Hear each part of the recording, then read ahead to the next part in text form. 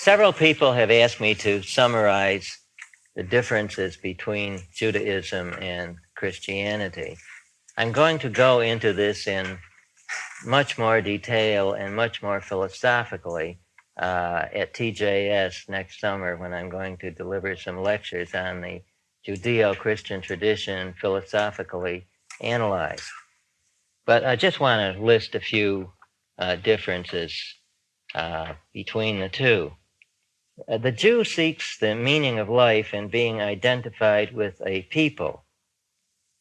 Even God is defined in terms of being the God of that people.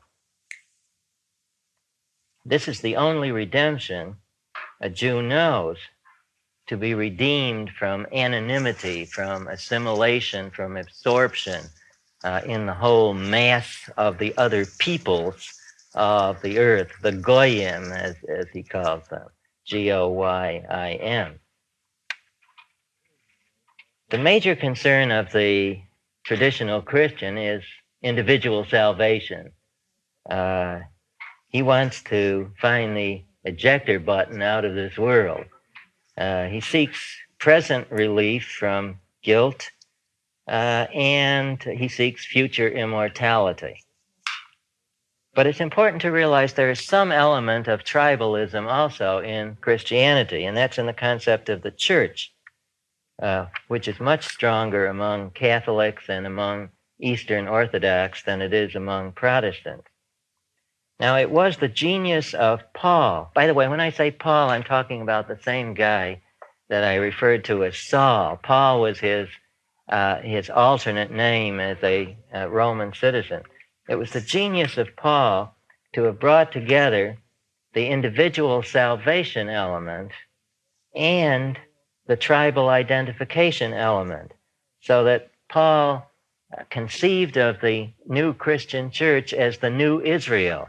And that's why the Christian church is so emphatic that it is the new Israel, because it wants to carry over a certain amount of the tribal element from Judaism.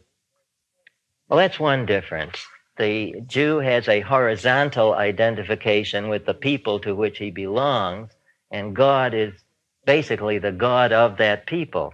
The Christian has a vertical identification. He's looking up, hoping for ejection if the button works, and he can go to heaven. What shall it profit a man, said Jesus, if he gain the whole world and lose his soul? Now, another difference is that Christianity has revived certain special primitive ideas which Judaism had long abandoned, like elaborate initiation rites, eating the sacrifice, eating the body, drinking the blood, and so on. And then in Catholicism and in Eastern Orthodoxy, again, which together form 3/4 of all Christians, you have the veneration of the Virgin Mary, a female supernatural being. For a third point, let's look at the ethics. The Jew is primarily concerned with observance of the commandments. He wants to see the commandments observed and plain, simple justice done. External observance is primary. The Christian, on the other hand, feels guilty if he even wishes to break a commandment. See, the Jew says, "Oh, I can wish, can't I?" But the Christian following the Sermon on the Mount feels this interior guilt. The result is the Jew expects the law to be fulfilled. He expects you to be just to him, and he expects to be required to be just. The Christian, on the other hand, ups the ante. He demands complete purity of heart. His command is to love everybody, but don't even have a wet dream. And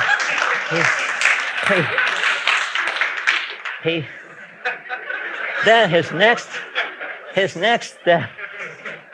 his next step is God can't be serious, you see. And so he says he hopes for mercy, total unearned forgiveness. But then, on the other hand, since the Jew is expected to observe the law, he's left with a greater burden of guilt when he doesn't observe it. And therefore, he's always carrying around in himself guilt for not having lived up to some realizable ideal. Well, now this morning, we're going to do two things. They're marked A at the top of the page and B at the bottom of the page. And I'm going to deal with Islam and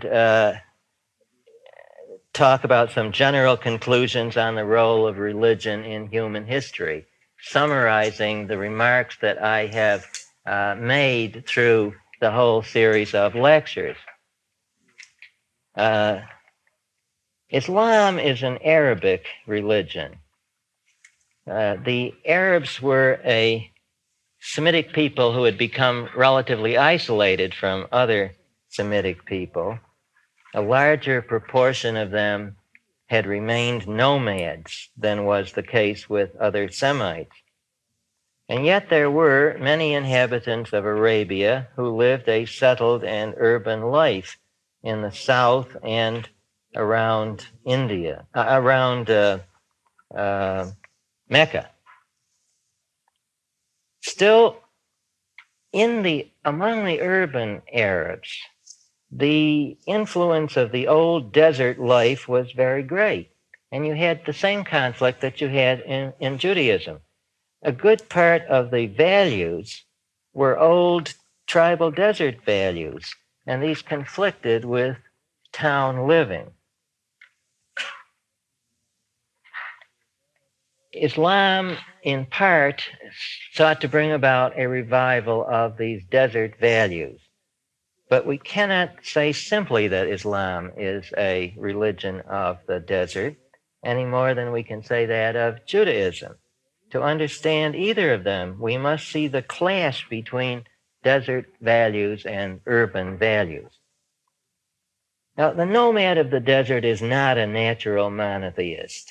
He's a worshiper of stone pillars, trees, groves, sacred bushes.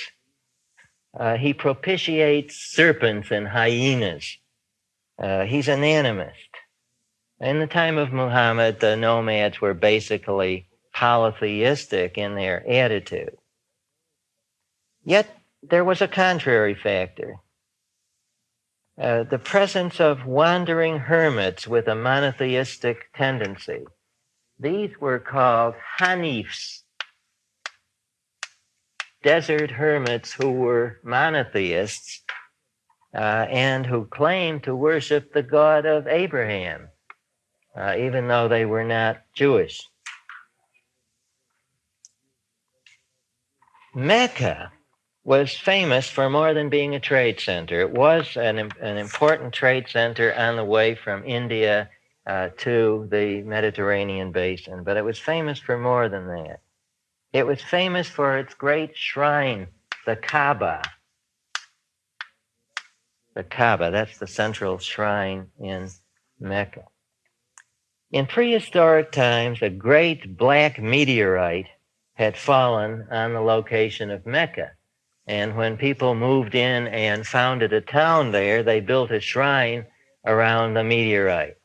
There you have the connection between extraterrestrial events and religion very concretely brought out. They were stone worshippers, and it was natural for them to do this. They put the meteorite in a big box, the meteorite being exposed in the southeast corner. The box had inside it the idols of three goddesses. One Meccan tribe was made the guardian of this shrine, and there was an annual all-Arabian pilgrimage, which was a great festival and which brought in a lot of money for the people who ran Mecca. You see, so the annual pilgrimage was an important thing. This pilgrimage to Mecca, therefore, was an institution that preceded Muhammad. Now let's look at the early career of Muhammad. He was born in Mecca in 570 of a poor family of the tribe that was the guardian of the Kaaba. He was orphaned at an early age, and he was sent out with a nurse to live with a nomadic tribe in the desert. So he knew both the desert and the desert values and the values of the city, and it was a bustling town, values of Mecca. And he felt very keenly being an orphan. He was deprived of his inheritance, as a matter of fact. And this is a very important fact in Islam, the high valuation on taking care of orphans. He was finally taken under the care of the head of his clan, and he began to go on trade journeys, camel journeys to Syria. At the age of 25, he was in charge of the merchandise of a wealthy widow of 40 named Khadija.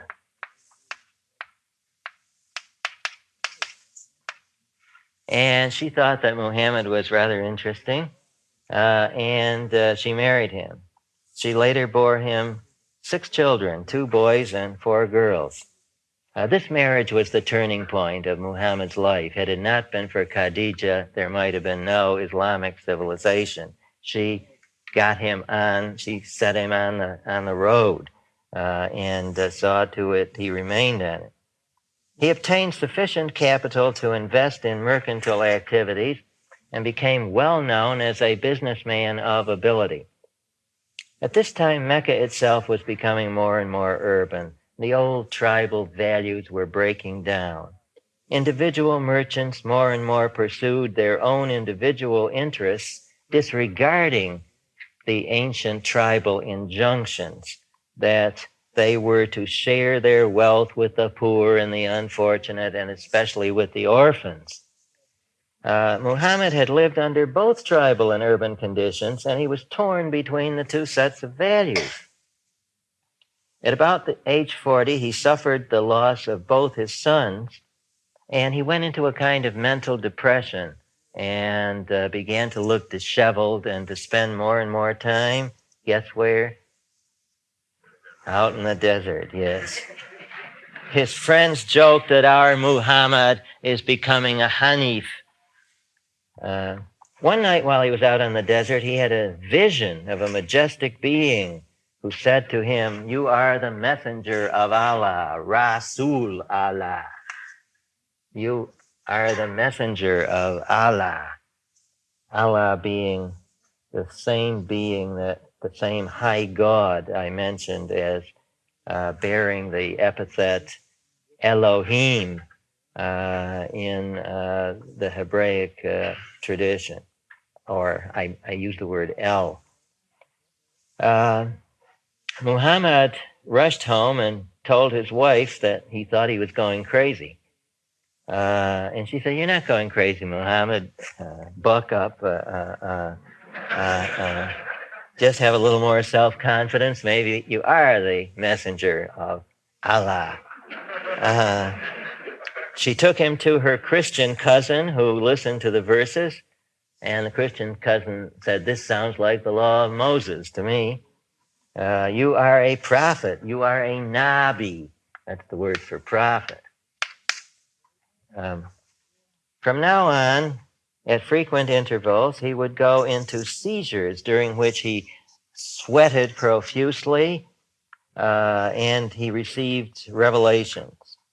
With the help of his Christian relative, he came to interpret these messages as in general identical with those given to Jews and Christians. Soon he gathered around himself a group of followers who joined him in worship that culminated in an act of prostration toward Jerusalem. An act of prostration toward Jerusalem. They touched their heads to the ground in acknowledgement of the majesty of Allah. In about the year 613, he began to preach publicly. Now, the people of Mecca in general took religion very lightly. Although they worshipped a number of gods and idols, they depended on rational planning for the conduct of their lives. They ardently pursued wealth and the enjoyment of life. They did worship Allah as a kind of high god, but regarded him as distant and of no more than honorary status, nothing like the important goddesses that they had inside the Kaaba. They were perhaps willing to go so far as to say, "In Allah we trust," but they didn't take him very seriously. The earliest revelations of Muhammad call on the people of Mecca to acknowledge that their prosperity is due to Allah. This is a very important concept. Their prosperity is due to Allah and not to themselves. Gratitude to Allah for prosperity should be expressed by sharing one's wealth with the poor. These points are driven home with a threat. Everyone will appear before Allah on the last day to be judged for his deeds. In all this, we can see the same phenomenon that we saw in the case of the Hebrew prophets, John the Baptist and Jesus. A man of the town goes out in the desert and receives revelations which he is commanded to preach. Repent, repent, turn from your evil deeds and do good deeds. God will punish or reward you according to the choice that you make. Now, to make statements like this implies that your hearers already agree with you to some extent, that to some extent they share your values. I mean, if somebody appears wandering among the igloos of the Eskimos and says, "Repent, repent," they're not likely to know what he's talking about, you see. Muhammad had gathered around him about 70 young men before opposition began. These young men were of the wealthy class, and most of them were people who were second and third sons and who were not going to get into their inheritance. There was implicit in Muhammad's preaching a critique of the conduct and values of the rich merchants of Mecca. Muhammad's revelations constantly denounce the mistreatment of orphans. He was an orphan himself and not by law allowed to inherit his father's wealth since he was a minor when his father died.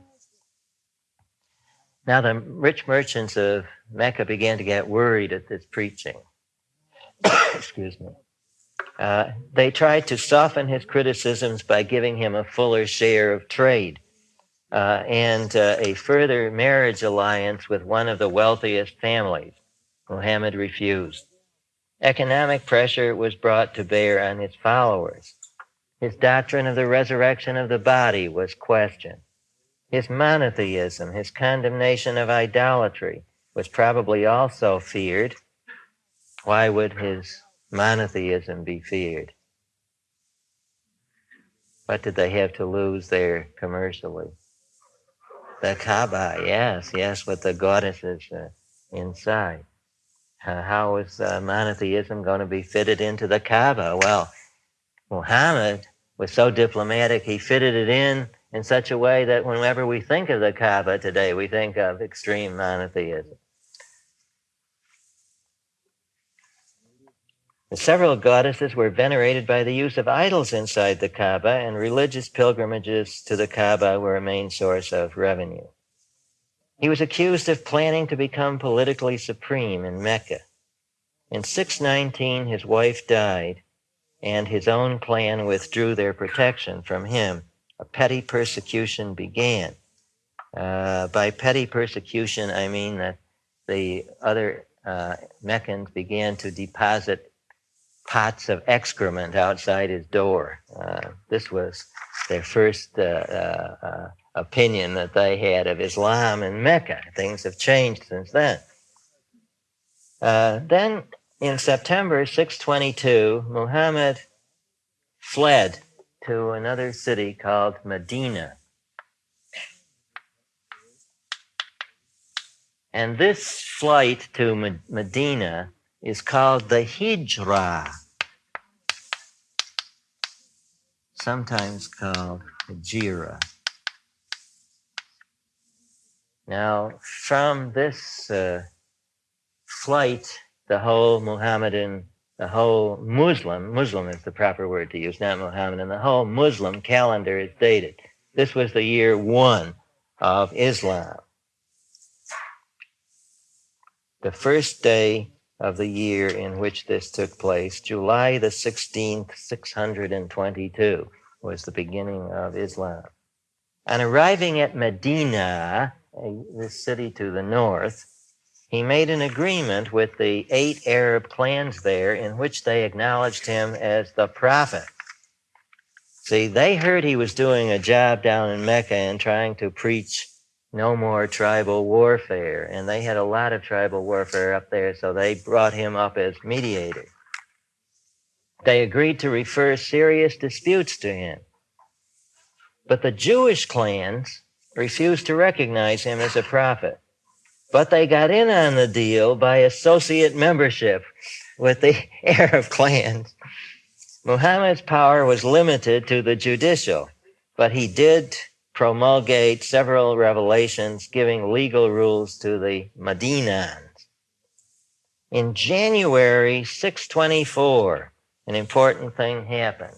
Now, one of the major events in old Arabia was the razzia.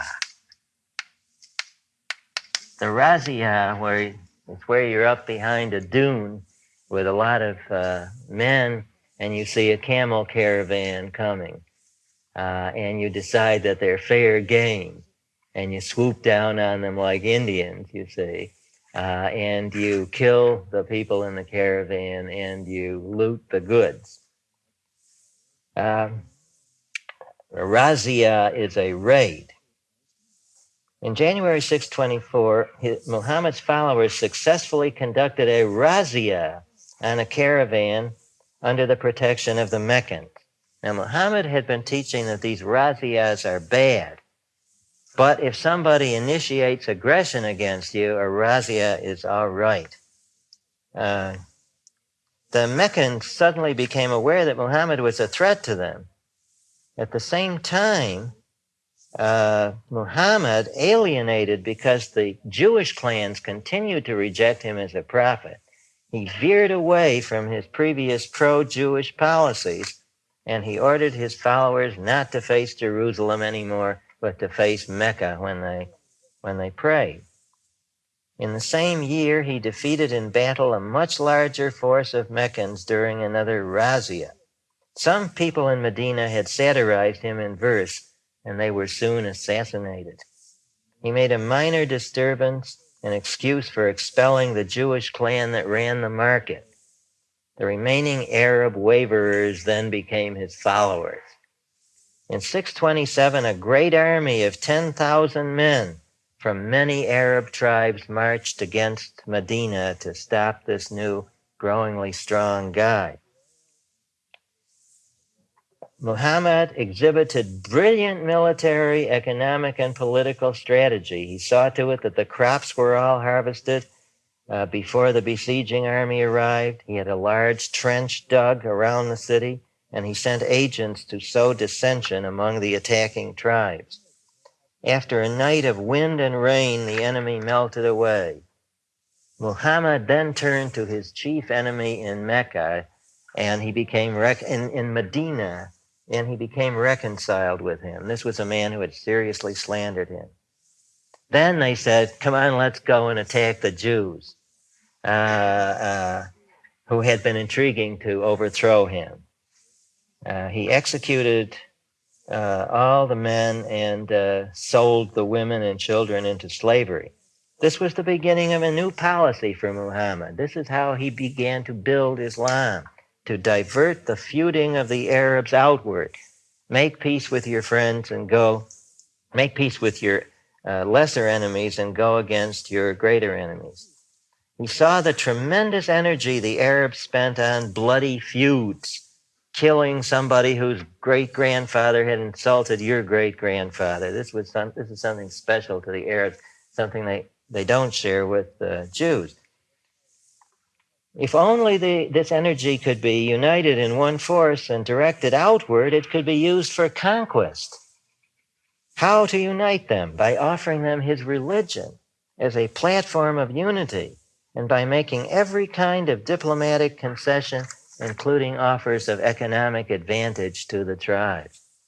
In a dream, he saw himself performing the annual pilgrimage to Mecca, and in March, he set out with only a few men driving sacrificial animals before them. Now, this was more of a demonstration on his part. It was similar to some of the demonstrations that we see today. The Meccans stopped him in front of Mecca, said, "You can't come in." And Muhammad said, "Okay, if we can come back next year." And they murmured and mumbled and so forth, and they finally agreed to let him come back next year and make a big pilgrimage to Mecca, provided he wouldn't attack them.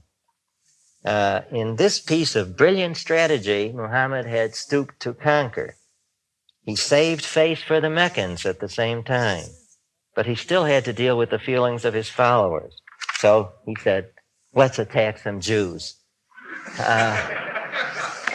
They attacked the Jewish oasis of Khaybar north of Medina. The Jews surrendered, but by this time Muhammad was in full control of himself, and he made terms with the defeated Jews, allowing them to remain exactly as they had been, in uncontested possession of their oasis, provided they sold half of their date harvest in Medina. Okay, agreed. Muhammad then married the daughters of two Meccan opponents. So he had two fathers-in-law working for him in Mecca. And the point is, he's going to march on Mecca now. So finally, he came to besiege Mecca with 10,000 men, and his fathers-in-law came out to meet him. And they submitted with their followers. Muhammad then promised a general amnesty. He entered Mecca without resistance. He pardoned most of his enemies, and he gained the allegiance of most Meccans. He did not insist that the Meccans become Muslims, but many soon did. He did insist, however, that Islam become the public religion of Mecca. The Kaaba was cleansed of idols. To relieve the poorest of his followers, some of the wealthiest Meccans were forced to grant them loans. Muhammad was now the strongest man in Arabia, and delegates from tribe after tribe came in to swear allegiance to him. Generally, in dealing with the nomadic tribes, he began to insist on conversion to Islam. Arab states in Yemen and the Persian Gulf soon thereafter turned to Muhammad, because their former protector, the Persian Empire, had been defeated badly by the Romans recently. By 630, Muhammad's power extended all the way up to the Syrian border. Muhammad personally led the now purified pilgrimage to Mecca in March 632. At the beginning of June, he fell ill in Medina, and he died within a few days. Now I want to go to the teaching of Muhammad.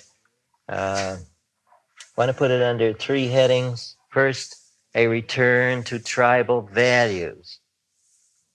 Secondly, a set of rewards and punishments, sanctioning the return to tribal values. Thirdly, a religious and social setting wielding into one community all those who obeyed Muhammad's call. First, the return to tribal values. In Mecca, there had been a change from a pastoral nomadic economy to a mercantile one. The Meccans had retained some of their tribal customs, such as clan solidarity and the blood feud. But these were in conflict with the business ethic. I mean, if you find your business partner's great-grandfather has insulted your great-grandfather, you don't walk into his office and shoot him dead. One does not do this. The new business ethic, however, also meant the businessman was no longer in the position to protect the weaker members of his clan, for his wealth was no longer derived from tribal raids and looting, but from his own shrewdness in business. This was the great Semitic conflict, and it was seen wherever desert nomadic tribes settled down to do business. Blood brotherhood, feuding, protection of the weak had to go by the board. So did the old concept of tribal honor. According to this concept, the meaning of life, the sense of being a worthy person, is bound up in how one appears to one's tribe. How does one appear worthy? By recognizing that one is one's brother's keeper, by helping him when he's in trouble, by defending his honor. Brotherhood is all important to the tribal ethic. This is how the nomadic desert tribes survived. And one survived or failed to survive with one's tribe. For once the tribal connection was broken, one was alone wandering in the desert with no helper, no protector. One had the mark of Cain on one, so to speak, the tribeless man, in modern terms, the man without a country. Now, the merchants in the towns had found a different way to survive. It was by individualistic free enterprise and rational planning. They found that one could survive and live well through the accumulation of wealth. This became the great goal in life. Those who were successful were full of pride and self-confidence. However, many of them were filled with guilt because they remembered those old tribal values from out on the desert. Inwardly, they'd not rid themselves of those values. Others were filled with guilt because they'd failed to make it in the wealthy establishment. And this played on their guilt. They began to wonder if they should have ever lived in city life. So there was social conflict in Mecca. In the midst of this conflict, Muhammad appears preaching a return to tribal values, but putting it as a return to general communal values. Instead of the values of our tribe, it's going to be the values of the whole community of Islam. For what he wished to see was no return to primitive tribes, but the establishment of a great universal tribe, similar to St. Paul. Muhammad's message begins with the declaration that man is puffed up with a pride that is not justified. Man, he preaches, is fundamentally a metaphysical dependent, a dependent. Here he harks back to the experience of the nomad. True, the survival of the nomad does depend on his reason and the sharpness of his mind, but there's another factor. And this factor is what the old nomads, the old pagan nomads, had called time. Time. Suppose that one starts out on a camel journey one Saturday morning. One rounds a dune at 10 o'clock, or at 11 o'clock rather than 11:10, when we should have rounded the dune. And suddenly he meets the brother-in-law of a man he had insulted 9 years ago. There's a fight and one of them is killed. Well, that's the way time is. You know, you can't get completely adjusted on your schedules. One lives 20 years instead of the 70 one would have otherwise lived. Everything has a fixed time. So there came to the nomad a belief that time was some kind of fate that accounted for all the chance factors. And within a certain context, this belief had a certain survival level. For a great many things were really out of the control of the nomad, really out of his control. Sandstorms, the sudden discovery of a cave for shelter, or of a hidden spring, or of a cave wherein someone had deposited some wealth, or some diamonds or something. Remember the Arabian Nights and Aladdin going into the cave? And all those. Now, suppose a given nomad, let's say his name is Omar. Suppose he's a worrier, an obsessive worrier. He's always rushing around the backside of dunes to see if an enemy of his is there. Or he's always poring over genealogical tables to see whom his grandfather's brother-in-law has cursed. Such a man would never have the time or the energy to control what is controllable. The belief in fate, therefore, is a kind of metaphysical, psychological defense mechanism that permits one to survive under certain conditions, within the limits of the nomad's very limited world, and in the absence of a rational alternative, it aids him in moment-to-moment survival. The Arab, therefore, scorns the man who is always obsessively trying to control everything. His hero is not Omar, who lives his life worrying, but Aladdin, who suddenly stumbles on a cave full of diamonds, a pile of diamonds with a beautiful girl sitting on top of the pile. It is the decree of fate, or they began to say in Islam, it is the will of Allah. Do the diamonds turn out to be fake and the girl faithless? It is the decree of fate, the great allotter. As a poet said, go your way without getting angry until it becomes clear what the allotter allotted to you. In other words, don't look backward and think of all the possible different things that could have happened to you. Excuse me. Now, what Muhammad did was to take this belief in time or fate and turn it into the eternal decree of Allah. Allah is good. He has the whole world in his hand. Man is a dependent on the inscrutable decrees of a God who is by definition good, but whose goodness one is not allowed to question. As the Quran says, have you considered the seed you spill? Do you yourself create it, or are we the creator? Have you considered the water you drink? Did you send it down from the clouds, or did we send it? Have you considered the fire you kindle? Did you make the timber grow, or did we make it? Now, since man is dependent on God, it is the height of presumption for him to think that he can control his destiny. This denial of dependence on his part is the sin of pride. Now, God is the author of those old tribal values of brotherhood, help for the poor. These values arise from metaphysical dependence. Those who pursue wealth and oppress the poor deny these values of dependence. So they commit the sin of pride, then the sin of greed. But they go further and they deny their dependence. And this is the sin of pride, which is the greatest sin. God has prepared for them the punishment of hell. For those who observe the old values, on the other hand, he has prepared paradise. These are the sanctions. They're very important in Islam. Let us now look at the religious and social system, welding these into one community. The religion is called Islam, which means surrender. An adherent of Islam is called a Muslim, which means one who surrenders. What you surrender to is the will of Allah, who is the one God. This one God is the creator, the sustainer, and the restorer of the universe.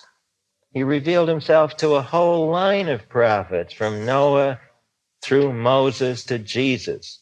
Muhammad is his last prophet.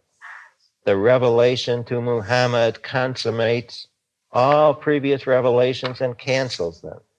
The basic belief is expressed in the formula of faith, which you should learn in case Islam is true and the angel wakes you up on the last day. La ilaha illallah Muhammadan Rasulullah.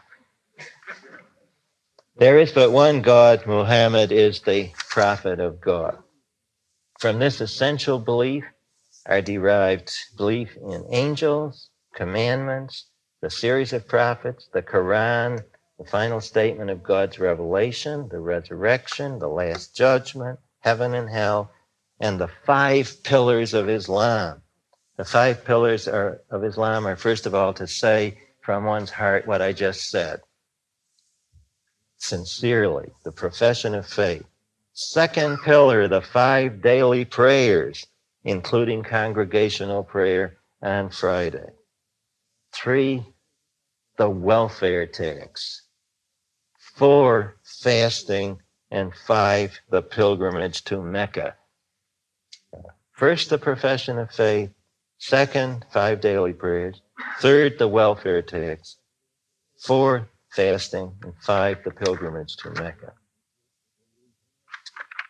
I'm going to skip over, I'll come back in the question period if necessary. I'm going to skip over the question of the sources, the Quran, and go on to the doctrine of God or created being. There is one God, a necessary being, one person only, omniscient, omnipotent, all good, pure consciousness. He has no partners. There are no intermediaries between him and the created universe. The created universe is contingent, created out of nothing, like God's simple command, be, be. He's utterly transcendent. He does not inhere in anything, but he's around. He's closer to you than the vein of your neck, Muhammad says. He's ready to go with that knife in case you step out of line. While all just, he's at the same time compassionate and merciful. He's ready to forgive at his whim. Everything happens by his command. He decrees each individual unique event.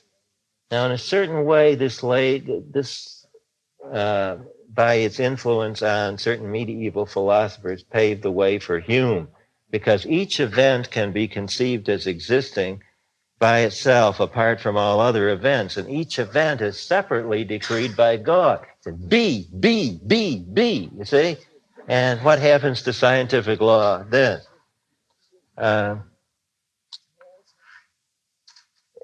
He might have called into existence any number of an infinite number of universes. He might have commanded the separate events to fit together in an infinite number of other possible ways. So you never know.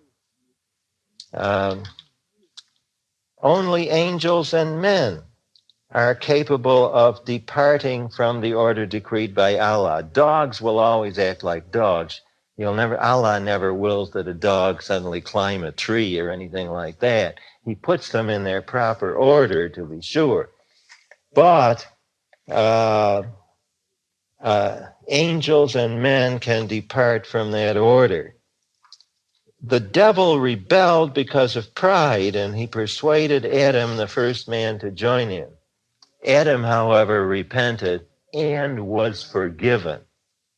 His sin was not inherited, but man remains frail and susceptible to sin. Every other creature accepts its limitations and its dependency. Man alone regards himself as self-sufficient. He's full of pride. He becomes guilty of ascribing to himself partnership with God. That's called shirk, to say that God has a partner in power, me or anyone else. Associating a creature with its creator. What is needed is faith in the uniqueness of the transcendent being and total submission to him. Total, absolute prostration with your posterior in the air. A modern Islamic theologian, a Swiss, by the way, puts it this way, a Swiss convert, quote, Islam is the meeting between God as such and man as such, and they're totally different in nature. Now, conversion from pride to submission may be made at any moment. God will be compassionate and merciful. He will forgive. Now, there have been a whole set of prophets, and these prophets begin with Adam, as a matter of fact, go on to Noah, through Abraham, through the Hebrew prophets, through Jesus, through Muhammad, who is the final prophet. Now let's look at eschatology. Does anyone know what eschatology is? ESCH.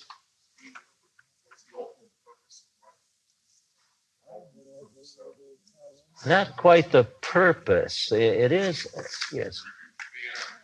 The end, yes, the end. Um, the final things, the things that are to come. Islam gives you a vivid picture of the end of things. Islam is a non-dualistic religion. It believes in that the mind and the body can exist only together. Body and soul are fundamentally one. Thus, if there is to be any afterlife, it's got to be resurrection of the body, unless you believe in reincarnation, which the Semites did not. They did not have that belief. I'm quoting from the Quran now. Quote, the earth shall split and wither, and the mountain crumble away and scatter abroad into fine dust. So watch out if you live in California. The dead shall rise and appear before the throne of God, who will accept no excuses. I sent you the prophets, didn't I? We'll divide them into two groups of people. Those on the left and those on the right. Those on the left, this is the only good part of the message we have. Those on the left will go to hell. This quote, they shall dwell in pitch black smoke amid scorching winds, eating bitter fruit and drinking boiling water, unquote. But as for those on the right,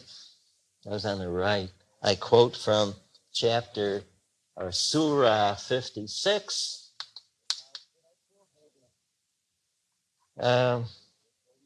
which is entitled, That Which Is Coming. That Which Is Coming. Happy shall be those on the right. They shall recline on jeweled couches raised on high in the shade of thornless bushes and clusters of bananas.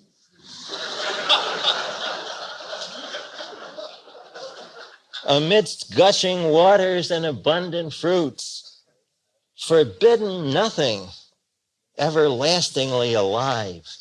They shall recline face to face, and there shall wait on them immortal youths with bowls and cups of purest wine, wine which is forbidden by Islam, cups of purest wine that will neither dull the minds nor give them headaches. With fruits of their own choice and flesh of fowls that they relish. And theirs shall be the dark-eyed houris. Anyone know who the houris are? Kind of what? Yeah, the girls waiting on them. Now, here's the way it's phrased. Chaste, C-H-A-S-T-E, as hidden pearls, a reward for their deeds. Well, you know, if you have a chaste woman as a reward for your deeds, she remains not a virgin again, but he says, we created the houris and made them virgins, loving companions for those on the right. Now, the real meaning apparently here is that these houris, to satisfy the impulses of the Arab, are perpetually re-virginated. That seems to be the implication involved. And so you have, in addition to this, the vision of Allah, the beatific vision. You can see his face, so it's not all finite bodily pleasure, but you can see there's a lot of it for the good Muslim. Well, in spite of his doctrine of the left and the right, he has a doctrine of social service. Expending one's wealth for the sake of others. This is an integral part of Islamic teaching. It is Satan who whispers into men's ears that by spending for others, he will become poor. God, on the contrary, promises prosperity in exchange for such expenditure, which constitutes a credit with God. Usury is forbidden. Give to the poor and you'll get rich. This seems to be the doctrine. Some contemporary economists seem to agree with this.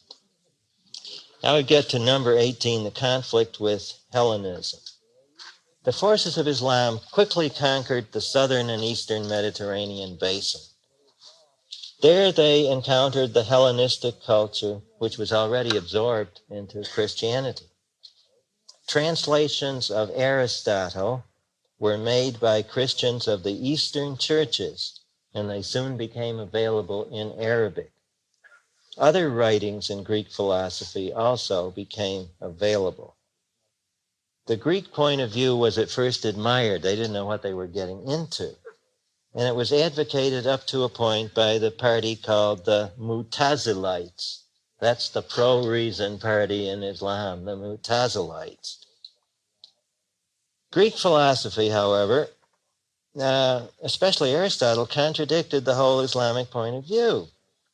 The points of conflict were the following. The Greek point of view was based on reason, the Islamic on faith and revelation.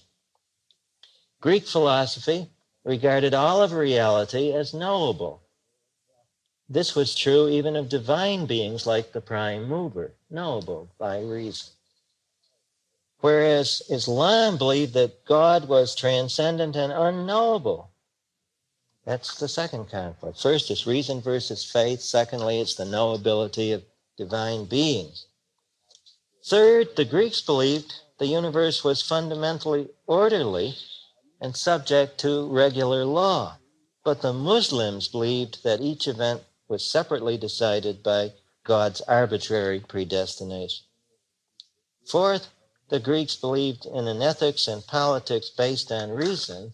For the Muslim, ethics and politics was based on the Quran and sacred tradition. Now, those who subscribed to any Greek philosophy, especially that of Aristotle, were soon in deep trouble. This is especially evidenced by the fate of the largely pro-Greek party, the Mutazilites.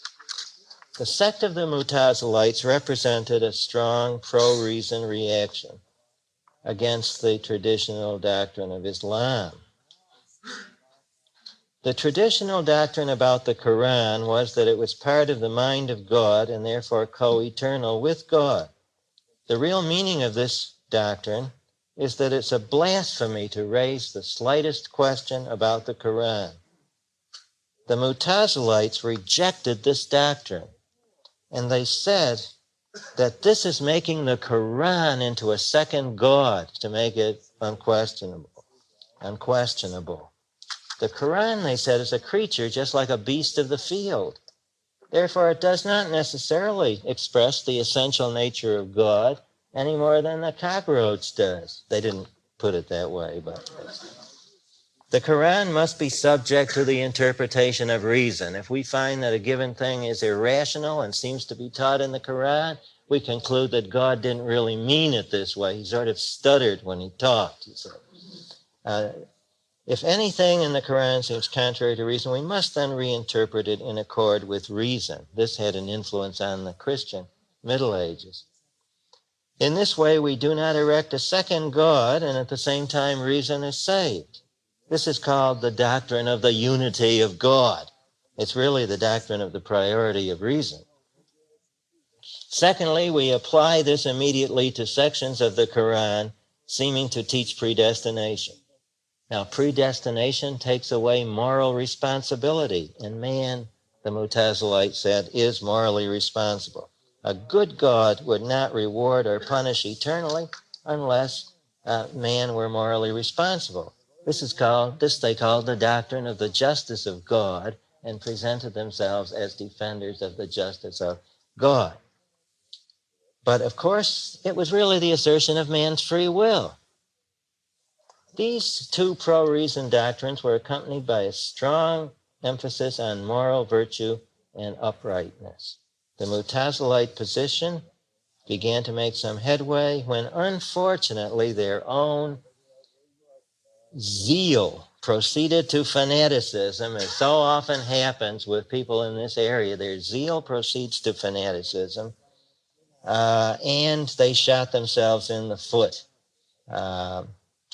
They did their own cause in. They got into power and they issued a requirement that all public officials swear that the Quran is created and not divine. Some who refused were put to death. This is sometimes called the Muslim Inquisition from 830 to 845, and it's ironic that the only real Inquisition in Islam was initiated by the pro-reason faction. Of course, there was a religious reaction, and the Mutazilites were thrown out of power. Now, I want to take a look at another sect called the Kharijites. This will help us to understand the fanaticism involved in Islam and some of the things that are happening today. These people are also called the seceders. They broke away from the rest of Islam in the 7th century. Their secession was on a fundamental point.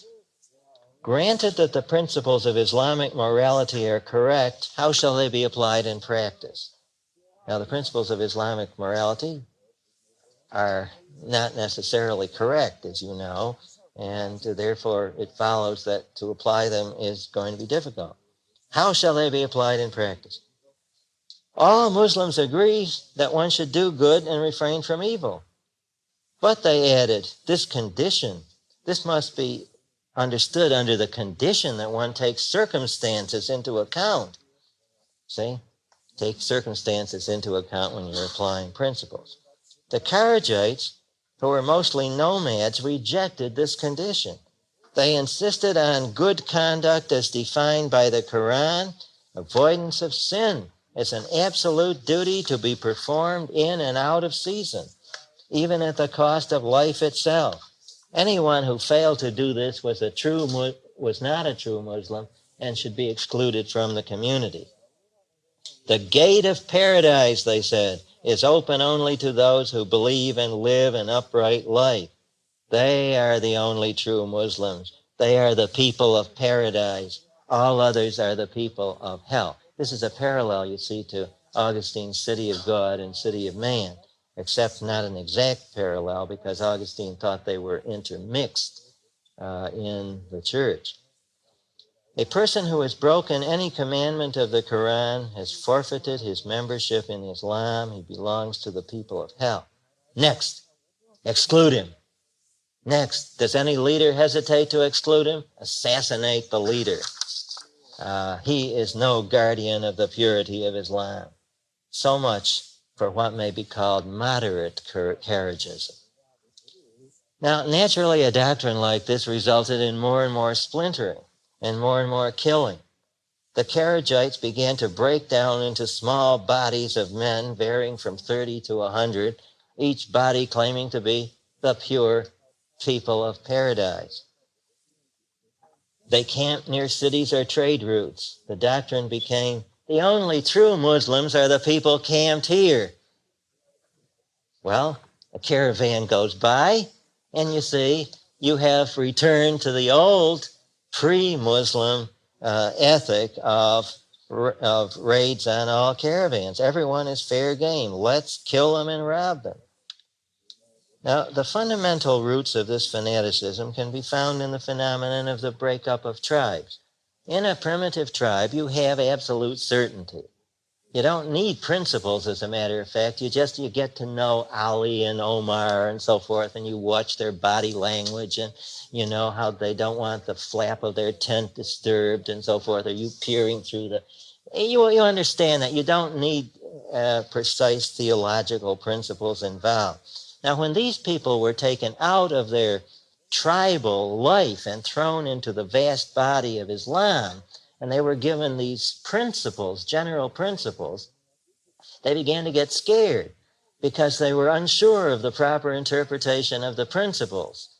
And so they began to try to apply the principles in the most literal and wooden way possible, and the result was the return to this primitive, sporadic aggression.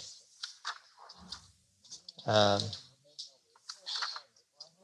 after the Kharajite revolt, the Muslim position on virtue became formulated. The orthodox doctrine became the following: all Muslims will go to paradise. That's what they believe today. All Muslims will go to paradise. Nevertheless, there are some big sinners among Muslims. They will be punished for a time in the next world, perhaps very severely, but all will go to paradise. So they made this very smart compromise. Now I want to deal with the Shiites. The surviving major sect in Islam are the Shiites, about whom you are hearing more and more today. The Shiites reject the whole idea that disputed questions are to be decided by the consensus or majority of Islam. They believe in a kind of pope, a member of Muhammad's family, descendants of his son-in-law Ali. Ali's own son, Hussein, was treacherously killed in 680, and from then on the Shiites have venerated him, and on the anniversary of his death, thousands of men march in procession, whipping themselves, cutting themselves with razor blades, and so on. It's like the penitentes of New Mexico reenacting the death of Christ.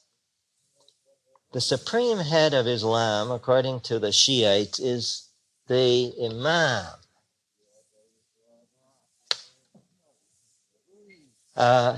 Rather, he should be, because the last supreme Imam disappeared in the 12th century. He is really alive, though, the 12th Imam, and he is hiding somewhere. Not in Argentina, but in one of the caves in Mesopotamia. He's called the hidden Imam. His present-day representative is well known to us. The Imam himself is not only infallible, but he's without sin. He's impeccable. Not even the Pope claims that. There are also schools of thought that believe this Imam is a kind of emanation from God. They've introduced some Neoplatonism into the matter. The Shiites are today among the most fanatical Muslims. I pass to the next sect now, the Assassins.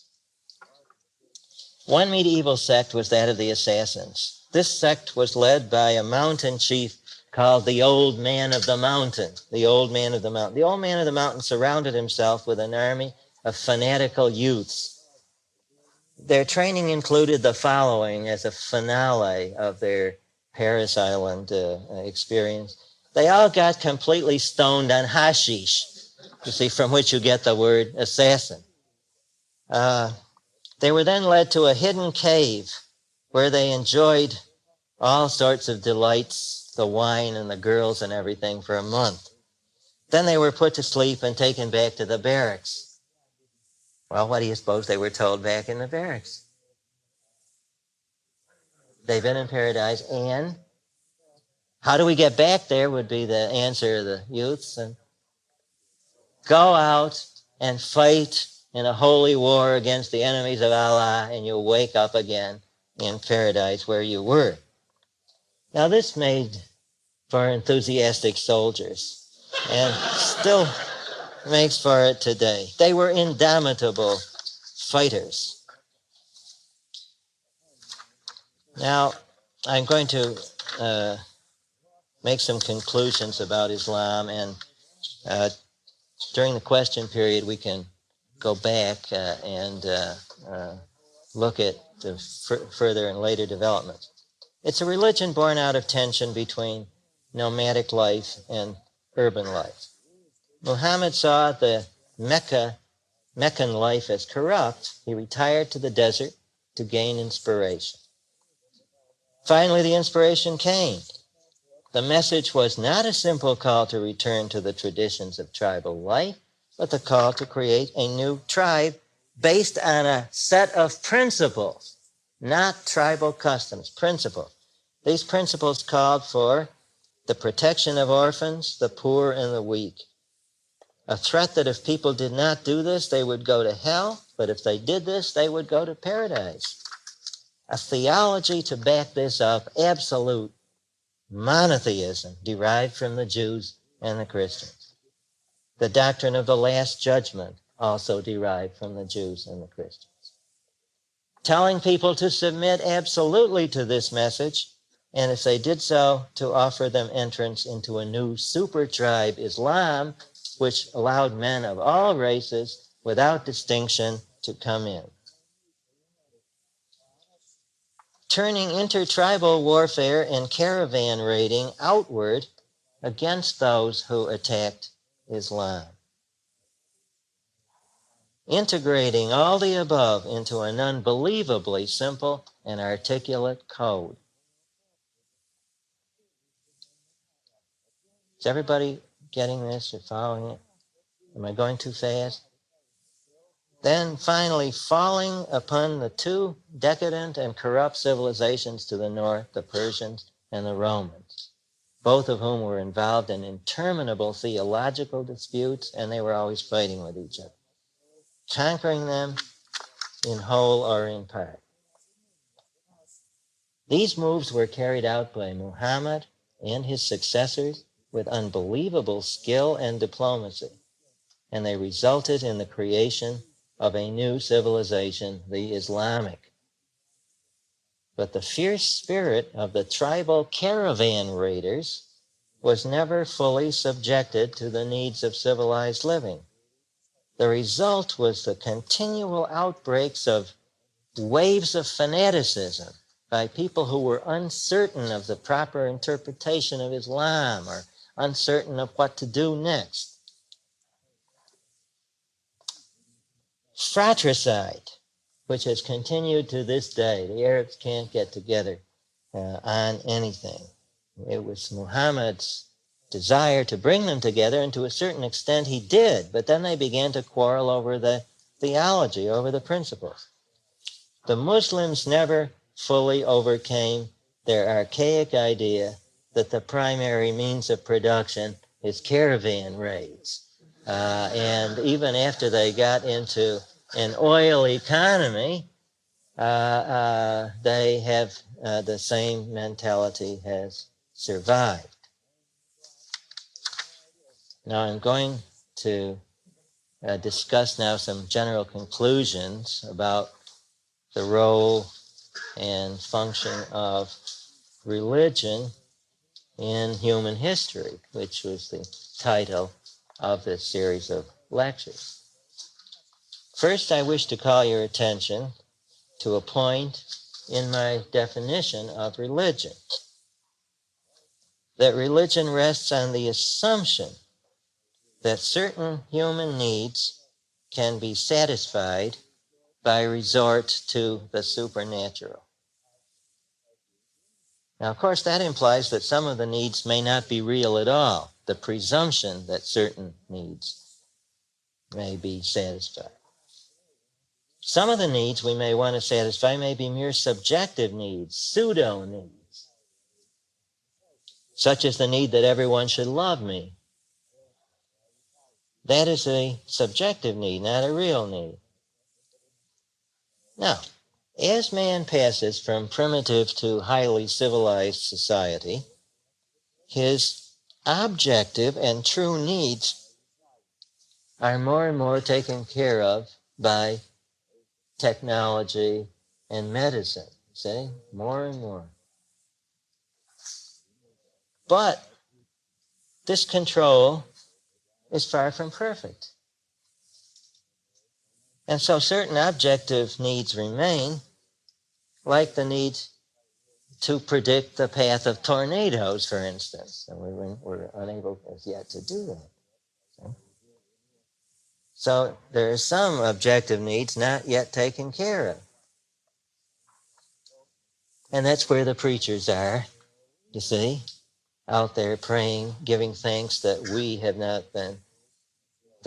not been destroyed in this tornado, even though most of our relatives have, and so on, and saying it's the inscrutable will of God.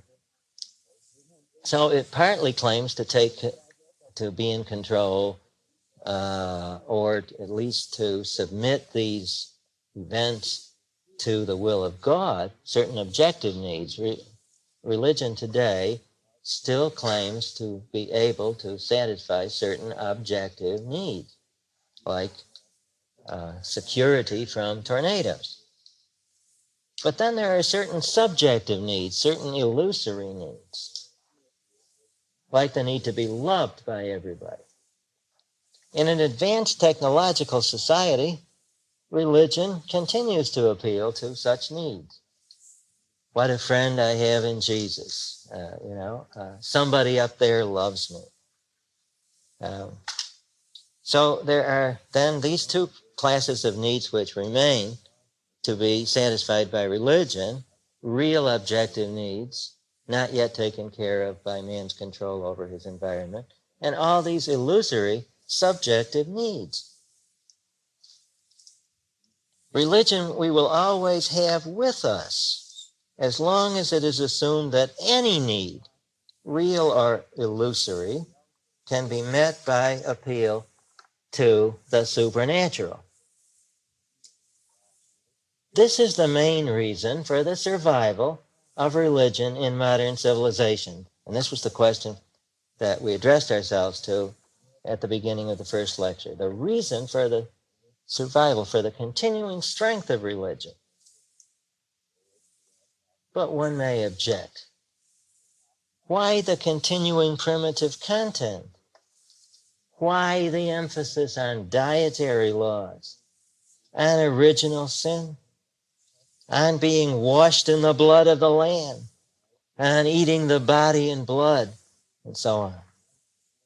Why are the religions with large amounts of primitive content so much stronger than sanitized religions like Unitarianism and Reform Judaism? Liberal religions, people who believe in the fatherhood of God, the brotherhood of man, and the neighborhood of Boston.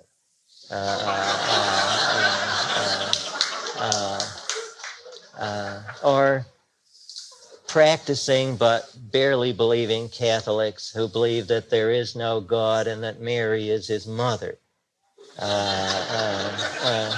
Why aren't these?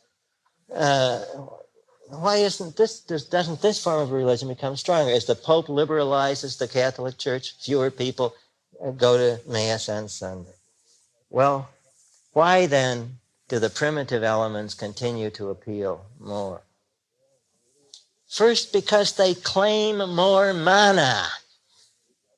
No Unitarian minister can claim that his vestry is full of mana, or he'd be laughed out of the pulpit, you say. They promise more. They threaten more. You never heard a Reformed rabbi warning you may end up in hell. No. Secondly, they appeal to unresolved emotional conflicts left over from childhood. They promise a true father, a truly loving father, not the guy who brought you up, a true mother, not one that's telling you to go and clean your room or else, a warm and caring brotherhood, total forgiveness. And as I quoted the hymn, what a friend we have in Jesus, or as a nun might sing, what a lover I have in Jesus. See, these things cannot be offered by the diluted forms of religion. Thirdly, these traditional religions tie us to our ethnic and ancestral identities. they bring with them the approval and support of our real families, our uncles and our cousins and our aunts, as Gilbert and Sullivan says. Ultimately, these ties lead back to a distant past with which we may feel proud to be identified. And the ties lead forward to a continuation of the tradition in the future. Not to pass on the tradition is to be some kind of traitor. It's like not continuing a chain letter, you say. Giving into these concepts, these emotions, preserves in existence the ancient religious institutions and their power in individual and social life to campaign for legislation against abortion, for prayer in the schools, and so forth and so on. This is the role of religion in history.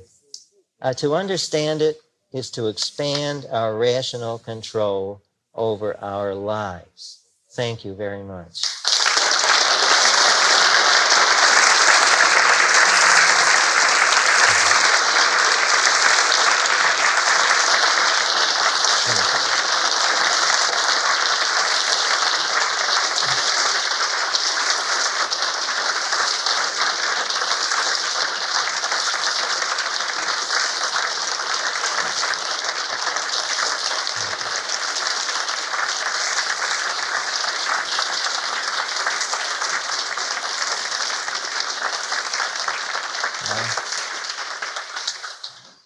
Open to questions now. Yes. What's the appeal that American blacks have with Islam? What is the appeal? What is the appeal that seemingly appeal that American blacks have with Islam? Well, I can't give a complete answer to that, but you see, Christianity presents itself in the traditional black denominations, Baptist, Methodist, AME Zion, and so forth and so on, as a soft religion, a kind of an Uncle Tom religion, let's put it that way. See, Islam totally condemns religious discrimination, racial discrimination, in theory and mostly in practice. So they say, come on in where we're all equal, where there's no racial discrimination, and be a man, such as your mother did not encourage you to be. You see, she wanted you to go and be a friend of Jesus, to turn the other cheek, and so on. Now, that's part of the story. Yes? And following up on that question, what's the difference between Muslims and Muslims? Oh, no difference. Muslim is the correct way to say it, and Muslim is just a Western corruption.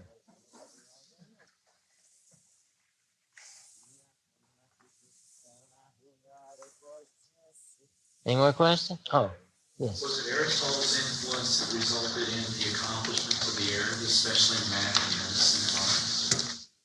I believe in part it was the attitude which they learned from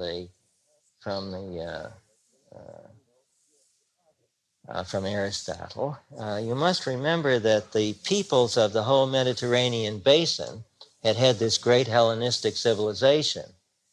To some degree, the theological infighting in Christianity and the anti-Greek attitude of much of early Christianity had held this progress back.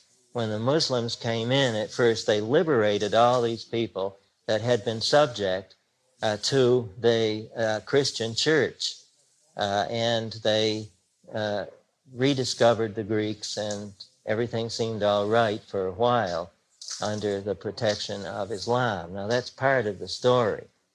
They also got, as you know, the numerals from India and so on. They absorbed many of the characteristics, the progressive characteristics of other civilizations. And they were relatively tolerant. They did not persecute Jews and Christians. They did not persecute them.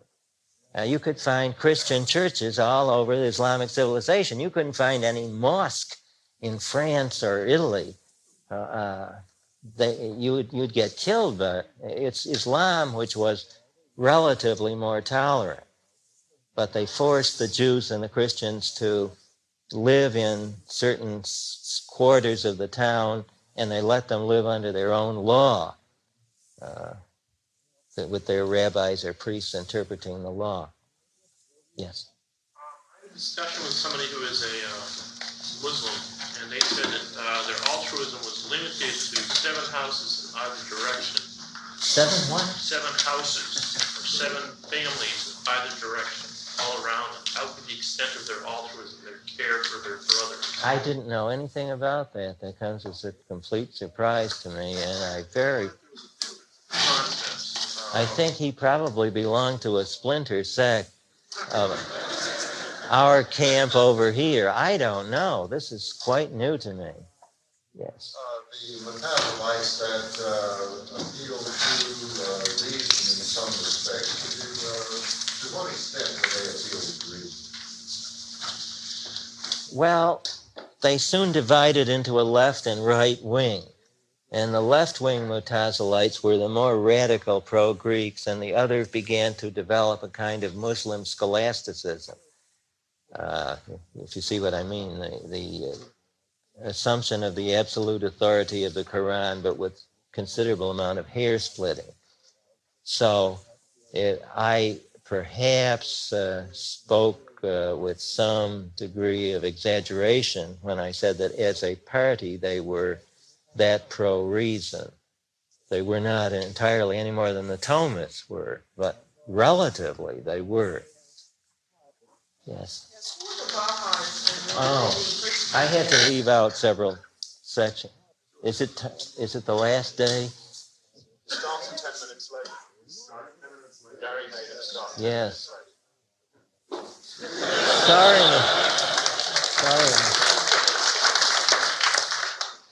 Who just... The Baha'is are a movement which started in Shiite Islam and later detached themselves from Islam. They believe in a religion of universal brotherhood, support of the United Nations.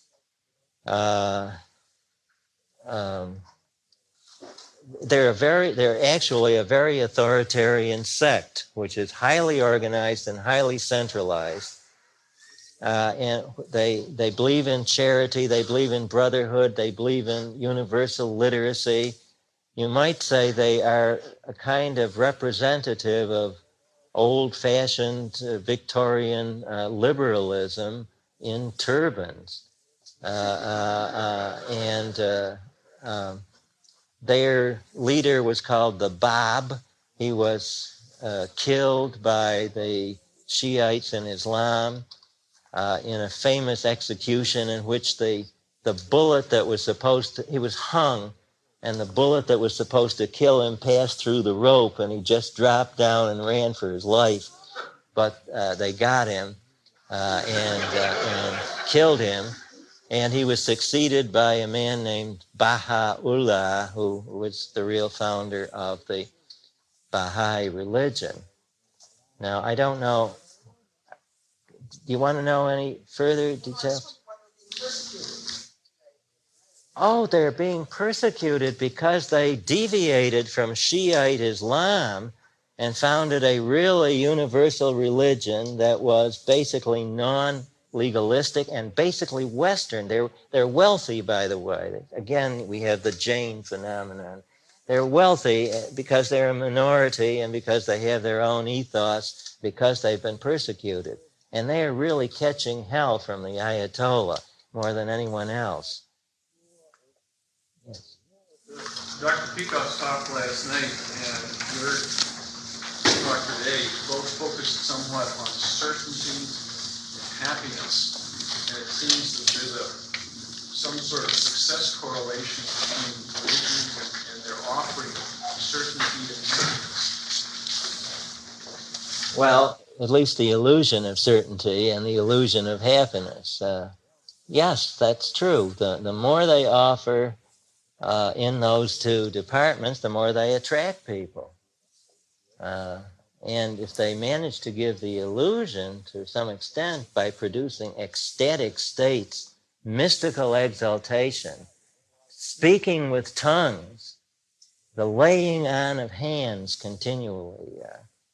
In the city which I live, there is a sect of people who believe that you get baptized with a certain kind of spiritual fire which gives you the Holy Ghost, and that afterwards you have, to prove it, you have the Holy Ghost tan.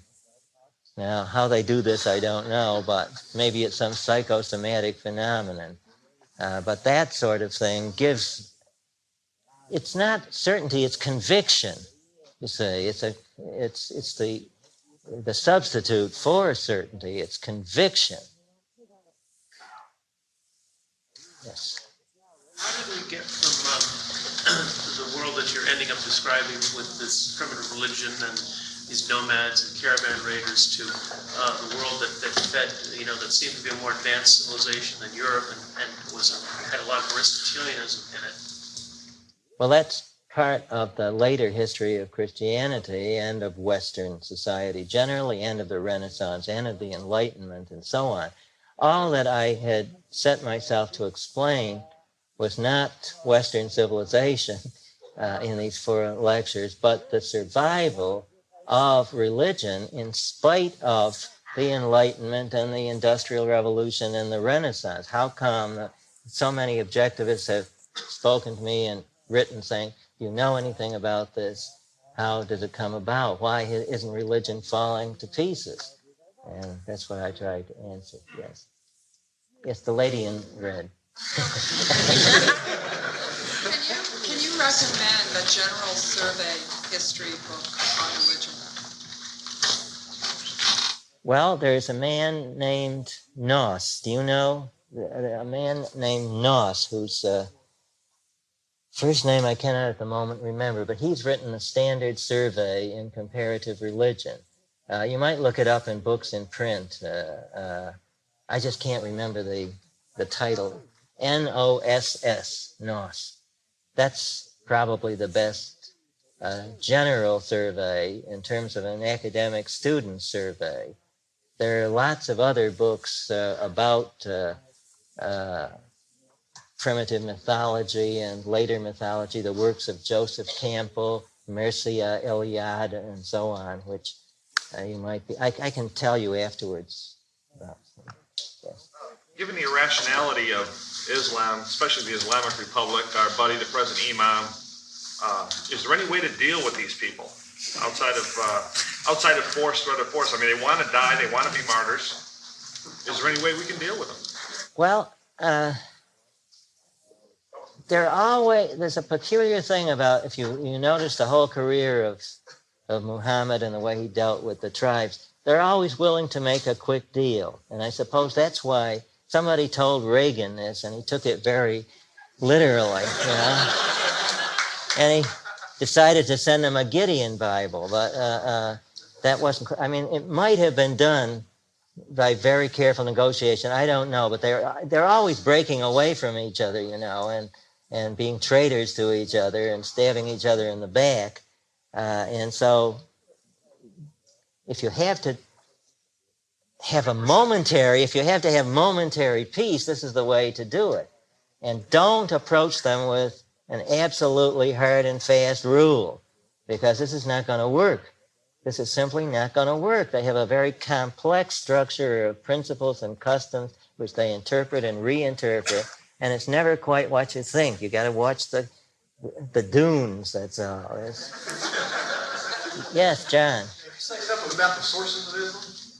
The Quran, the Sunni, and so on? Yes, the Quran is the whole collection of revelations which were given by the angel Gabriel to Muhammad, and he wrote them in the surahs, or they were written down by his secretaries in the surahs. And the Sunnah, Sunna, something I didn't mention, is the body of customs, legal decisions that have been made, and they have to be agreed upon by the whole ummah, or community, and the consensus of the community is called the ijma. So everything goes by consensus among the Sunnite majority of Islam. The Shiites are, so to speak, the Catholics of Islam. They have they don't believe in this consensus at all. They believe in absolute authoritarian rule.